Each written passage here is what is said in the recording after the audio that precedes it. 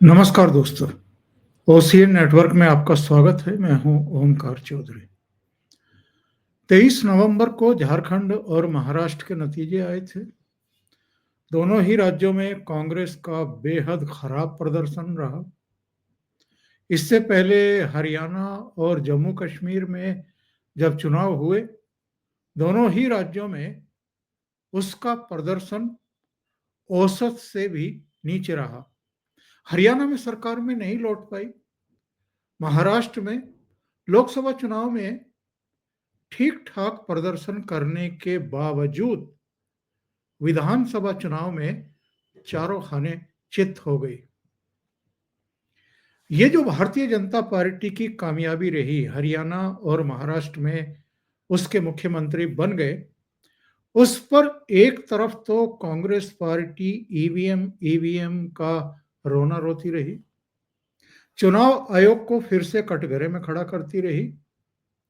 दूसरी तरफ राहुल गांधी की बहन जी वायनाड से जीत करके आ गई और रिकॉर्ड मार्जिन से जीत करके आई। महाराष्ट्र में और हरियाणा में आप ईवीएम पर सवाल खड़े करेंगे, लेकिन अगर आपकी बहन जी जीत कर आई हैं, रिकॉर्ड मतों से जीत करके आई हैं, तो वहां आप ईवीएम पर सवाल खड़े नहीं करेंगे। जम्मू कश्मीर में अगर उमर अब्दुल्ला की सरकार बन गई है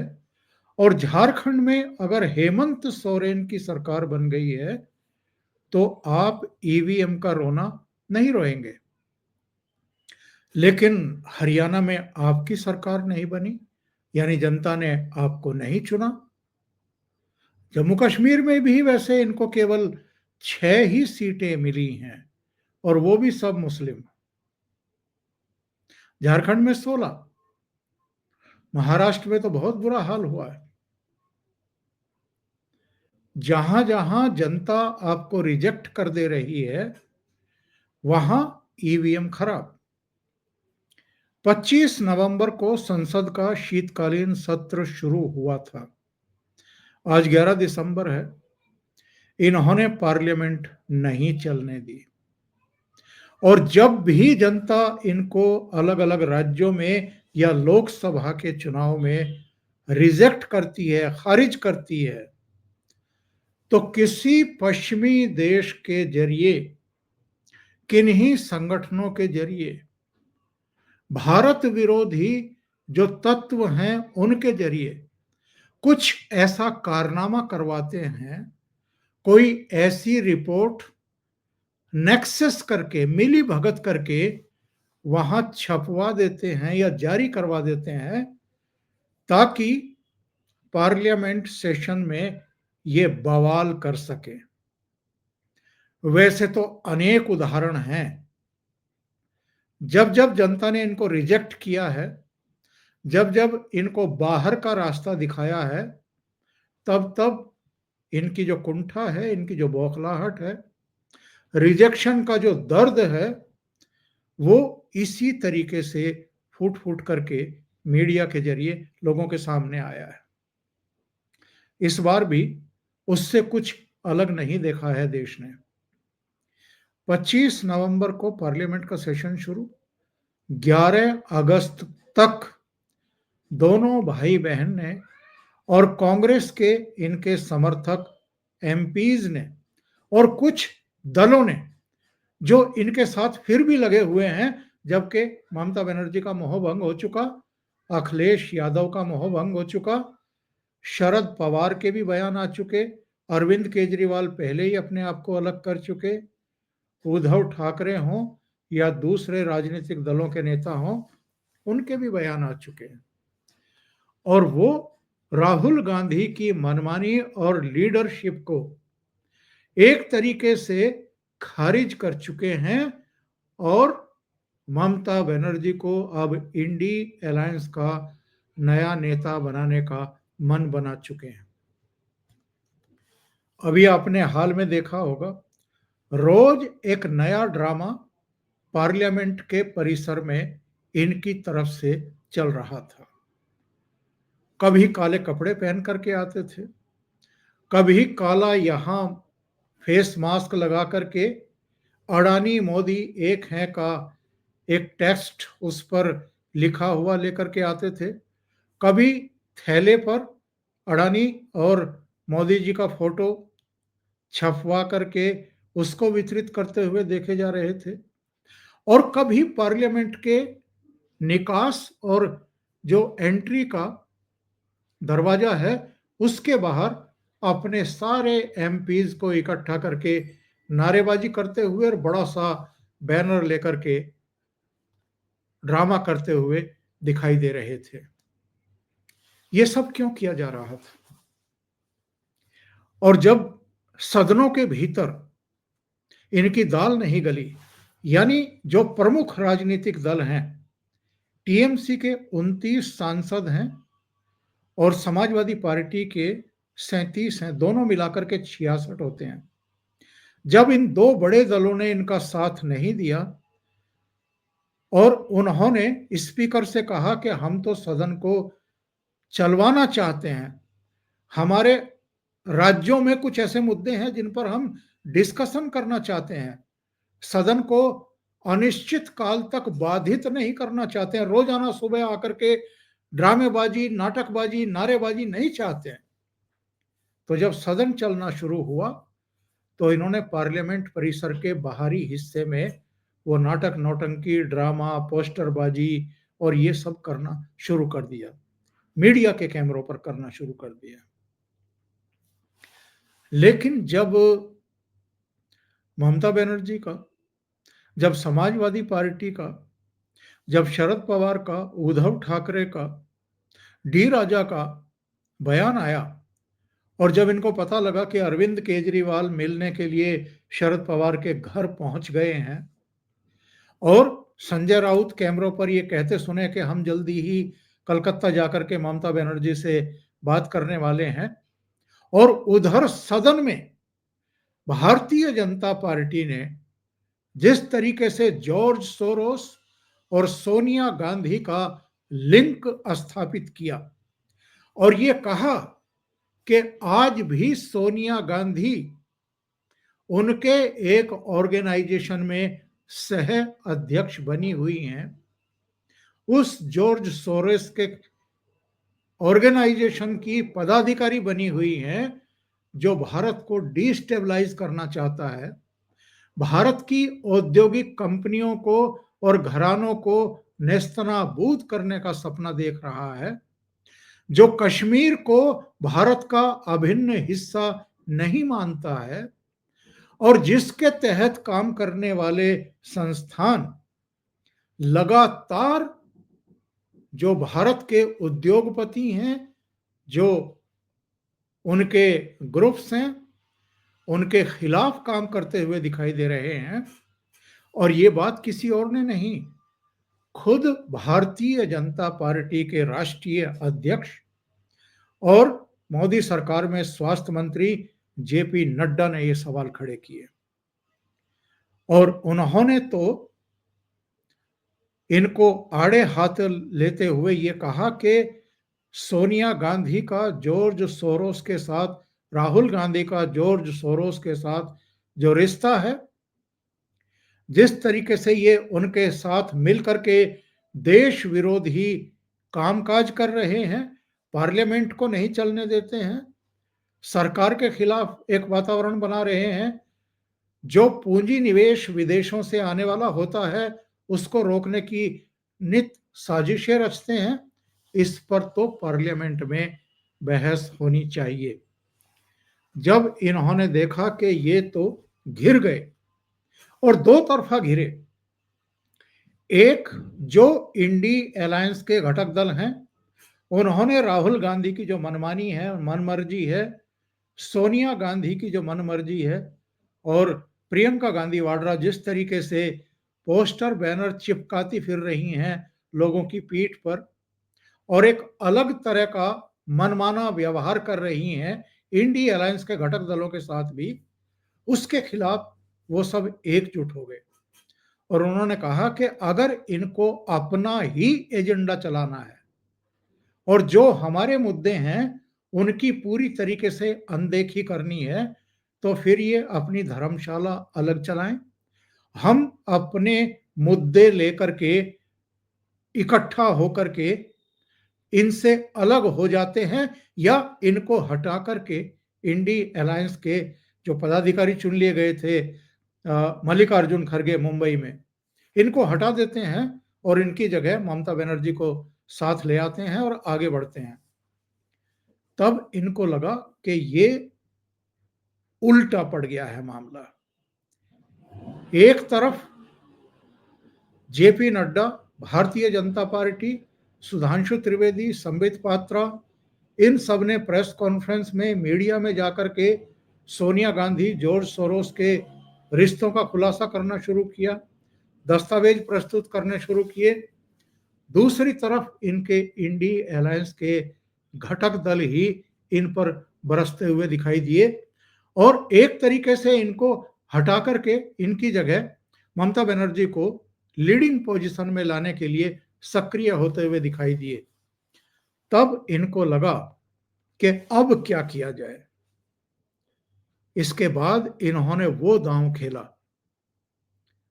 कि जो राज्यसभा के सभापति हैं जगदीप धनखड़, उनके खिलाफ अविश्वास प्रस्ताव लाया जाए। इस देश का जो उपराष्ट्रपति होता है वो राज्यसभा का पदेन सभापति होता है। उसके खिलाफ अविश्वास प्रस्ताव आप लाकर भी क्या कर लेंगे। और किरण रिजिजू तो कह चुके हैं कि अंक हमारे पास हैं, बहुमत हमारा है सदन में, आप ले आइए। लेकिन ये क्यों लेकर के आए जबकि इनको पता है कि इस समय सत्तारूढ़ दल के पास पूर्ण बहुमत है, लोकसभा में भी और राज्यसभा में भी। तो सभापति के खिलाफ, जगदीप धनखड़ के खिलाफ ये क्यों लेकर के आए अविश्वास प्रस्ताव? केवल इसलिए एक आखिरी दांव खेलने का जुआ खेला है इन्होंने, ताकि जो विरोधी दल, भारतीय जनता पार्टी के, नरेंद्र मोदी के विरोधी दल और इंडी अलायंस के घटक दल कांग्रेस और राहुल गांधी की मनमानी से तंग होकर के दूर जाते हुए दिखाई दे रहे थे, उनको इस मुद्दे पर किसी तरीके से रोका जाए और सदन में एकजुट होकर के इस अविश्वास प्रस्ताव पर इकट्ठे एक साथ बोलते हुए दिखाई दे, यानी एक आखिरी कोशिश। और चूंकि जेपी नड्डा ने बुधवार को भी जॉर्ज सोरोस और सोनिया गांधी का मामला फिर से उठा दिया, तो राहुल गांधी और उनकी बहन जी को लगा कि ये जो हम पार्लियामेंट के बाहर ड्रामा कर रहे हैं और जिस तरीके से इंडी अलायंस के बाकी घटक दल हमसे दूर छिटक रहे हैं, तो ये ड्रामा खत्म किया जाए, बाइंड अप किया जाए। और चूंकि ये लोग चाहते थे कि संविधान पर जो है चर्चा हो, जिसके लिए दोनों सदनों में दिन तय कर दिए गए हैं, तो राहुल गांधी का सुर बदला हुआ दिखाई दिया बुधवार को। और वो क्या कहते हुए दिखाई दिए मीडिया के कैमरों पर कि मेरी स्पीकर से आज मीटिंग हुई है, हमने कहा है कि हमारे बारे में जो ऑब्जेक्शनेबल डेरोगेटरी शब्दों का इस्तेमाल सदन के भीतर किया गया है उसको कार्यवाही से निकाला जाए। और स्पीकर ने हमें आश्वासन दिया है कि वो उन शब्दों को देखेंगे जिन पर इन्होंने आपत्ति व्यक्त की है, तो लिहाजा अब हम सदन की कार्रवाई चलने देंगे। और हम चाहते हैं कि सदन की कार्रवाई चले, बस ये लोग नहीं चाहते हैं। 25 नवंबर से 11 दिसंबर तक इनकी ड्रामेबाजी खत्म होने का नाम नहीं ले रही है। पार्लियामेंट में शुरू होते ही रोजाना सुबह 11 बजे इनकी नारेबाजी शुरू होती है सदन के भीतर, और ये स्थगन प्रस्तावों के बंच जो हैं वो उधर राज्यसभा में सभापति को और लोकसभा में स्पीकर के सचिवालय को भेज देते हैं कि सारा कामकाज स्थगित करिए और जो हम अडानी पर चर्चा करना चाहते हैं उस पर आप चर्चा करिए। अमेरिका की किसी अदालत में, किसी जिले की अदालत में कोई पार्टी हमारे किसी उद्योगपति के खिलाफ,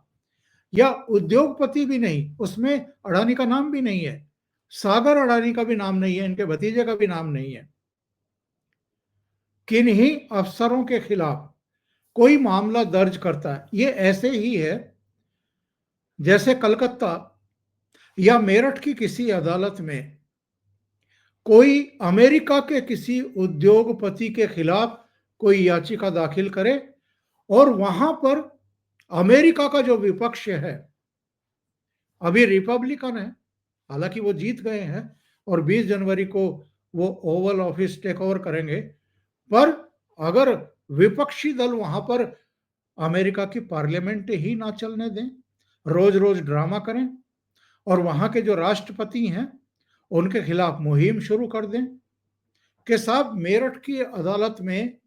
जिस अमेरिकी उद्योगपति के खिलाफ याचिका दाखिल की है किसी अननोन पर्सन ने, तो अमेरिका के राष्ट्रपति और उस उद्योगपति का चूंकि दोस्ताना है, इसलिए हम पार्लियामेंट नहीं चलने देंगे, इसलिए हम देश की इकोनॉमी का भट्टा बैठाएंगे, रोज रोज हम ड्रामा करेंगे, क्योंकि पब्लिक आपको रिजेक्ट कर रही है, पब्लिक आपको चुन नहीं रही है, पब्लिक ने आपको सीरियसली लेना बंद कर दिया है, तो आप ये फ्रस्ट्रेशंस निकालेंगे अपने।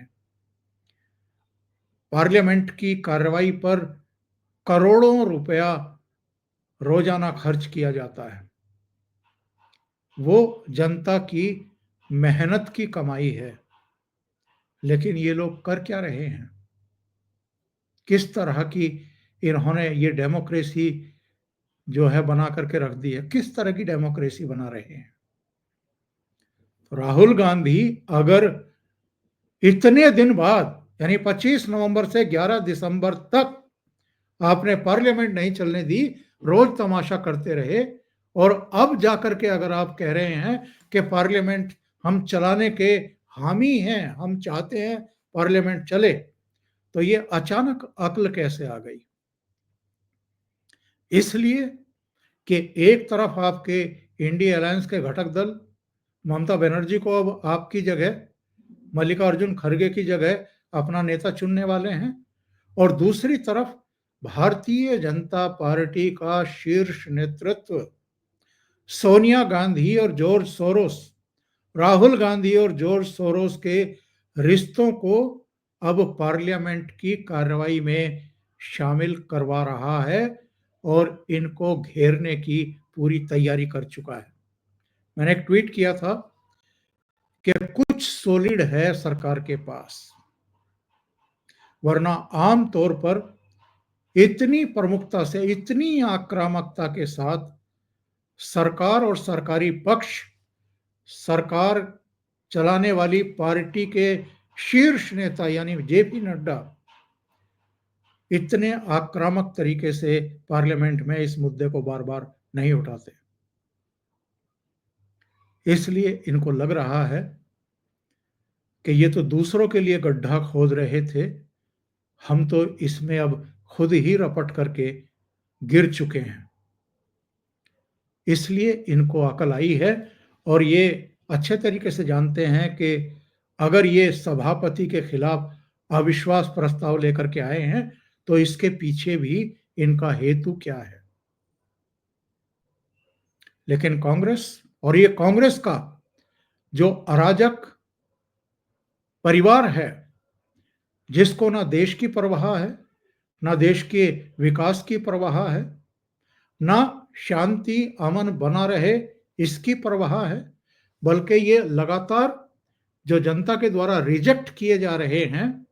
इससे जो कुंठा इनके भीतर बैठ गई है कहीं गहरे तक, उसका जिस तरीके से ये प्रकटीकरण करते हैं अलग अलग तरीके से, ये उसके न केवल शिकार हुए हैं बल्कि इनके अपने इंडी अलायंस के भीतर ही पूरी तरीके से अलग थलग पड़ते जा रहे हैं, घिरते हुए दिखाई दे रहे हैं।